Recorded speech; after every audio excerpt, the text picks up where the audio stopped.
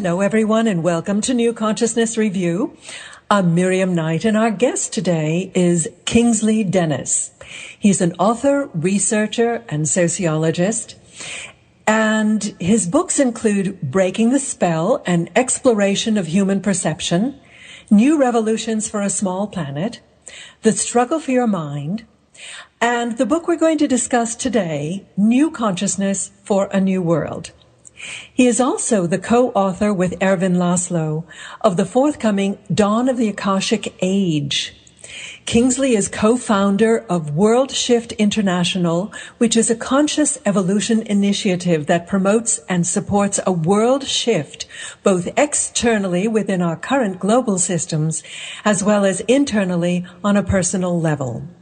Kingsley worked in the sociology department at Lancaster University in the UK and has authored numerous articles on social futures, technology, and conscious evolution.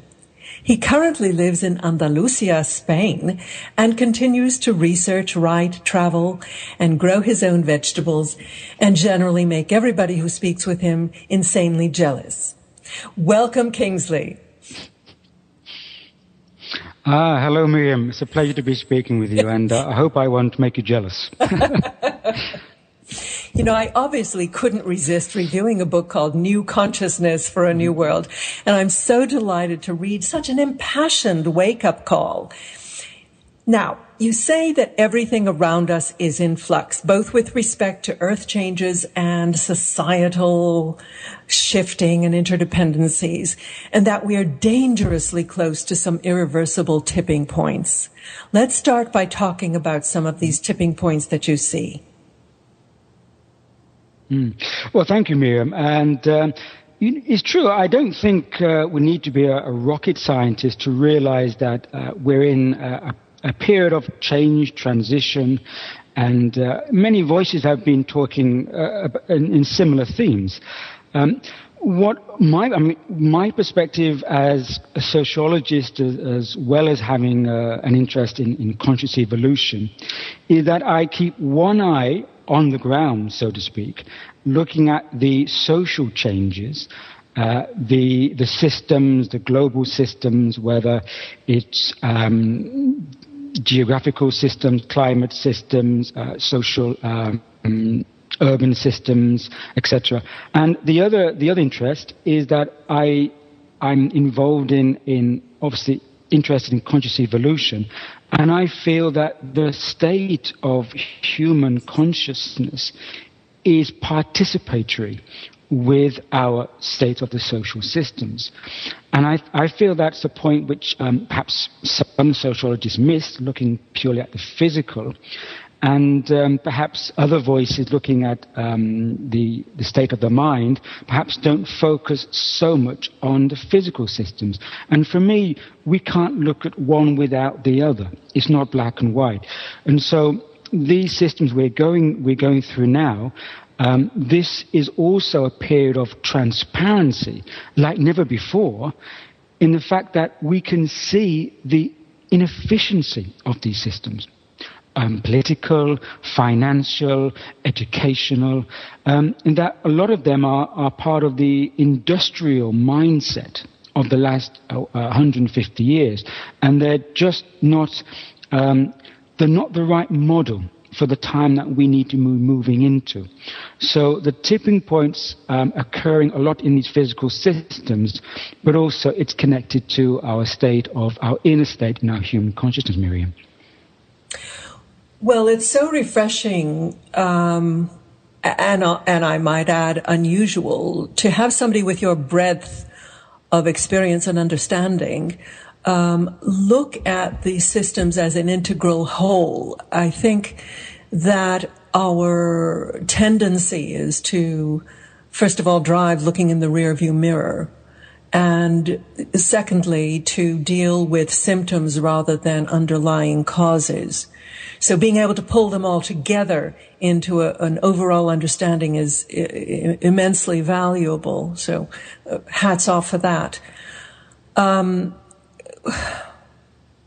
which of the systems do you want to start with first? I mean, we talked, or you spoke in your book about everything from peak oil and urban decay and financial collapse. All of these are independent. Tell us about some of the linkages you see here. Mm-hmm. Well, Miriam, it's like the Russian doll metaphor. Is that you take off the lid of one doll and there's another one inside and another one inside. Now, because I have a background in complex systems and I have studied the interlinkages, we see that really everything is so co-interdependent.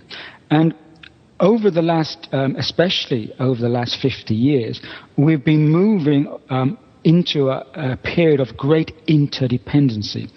And I feel personally that we are on the cusp of a planetary society. And so we cannot look at one without the other. And with this moment, we need to bring in an integral mindset, what we may call a holistic mindset.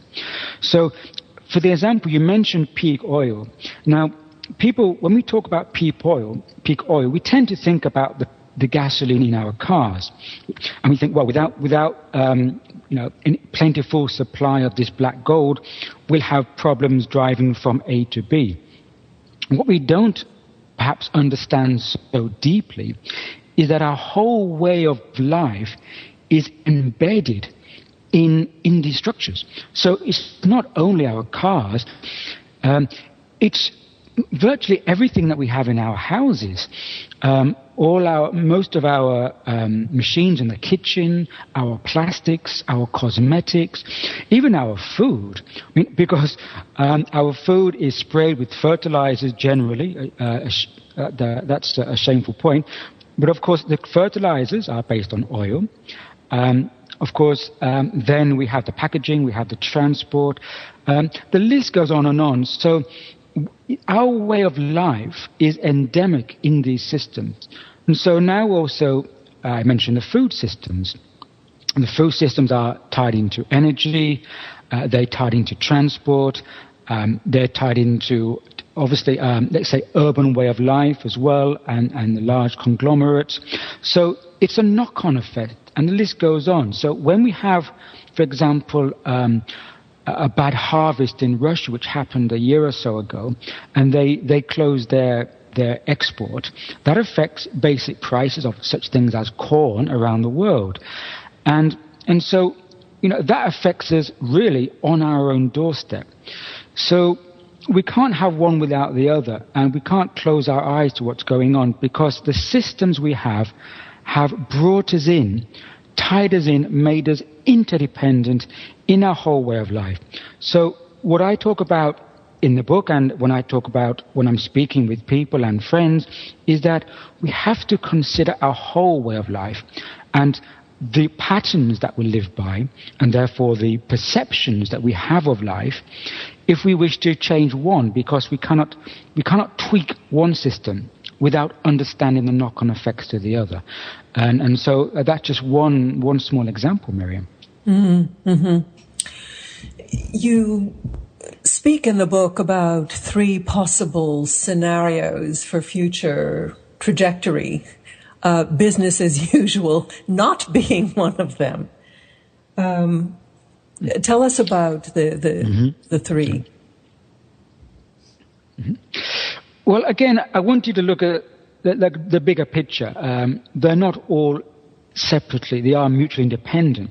But there are kind of pathways that we could see as going towards. Now, one of them, of course, is I've called it digital networks of control. Is that especially in the Western industrialized nations, in order to keep a control of what is happening. And I mentioned that several years ago that we may likely see social unrest in the streets because of rising food prices and decreasing standards of living and financial insecurity. You say, and we can see that in the streets today. Indeed. Mm-hmm. The news this morning is full of it. Mm-hmm. In Greece and indeed, Spain. Spain especially, yeah. I say may because I'm thinking back on when I actually wrote it. And so, but now we actually see the result. And so, because of that, a lot of governments may wish to bring in a greater, I suppose, a draconian sense of controlling civil unrest, and especially controlling the pathways of information that people use to organize themselves. And that was, I think, abundantly clear in the Arab Spring, and also in, I think, the latest attempts to have some certain control over internet censorship. So that was a certain pattern that could manifest. And I think in some ways it is manifesting now. On the other side, there was I mentioned a tendency to go towards, again, I'm using a slight exaggeration, but a kind of a tribal state where certain nations kind of close their borders and try to bring in, tighten up and bring what they have home. And we are seeing that now in certain trade wars, in that certain countries are trying to hold on to what they have and use those as bargaining points. Mm-hmm. And so resources now is the new trade war. And it's so we can see all these elements manifesting, which are signs that our systems are reaching their stretching point. It's almost as if we are on a sinking ship, and the captain has an idea to start to plug up the holes one by one, instead of thinking about redesigning the ship. So we can only travel so far, Miriam, on a patchwork ship, because eventually there'll be no more space for any more patches. And so I think what the need is, and what I stress, is that if we wish to have a new ship, a new model, we first must change our pattern of thinking. That's paramount, because otherwise we'll try to just retweak the existing systems, which is what's happening now, or replace them with upgraded systems but of the same old incumbent model. And these are just semi-solutions which won't work, especially not in the long term. Perhaps in the short term they may look good and glossy, but they won't work.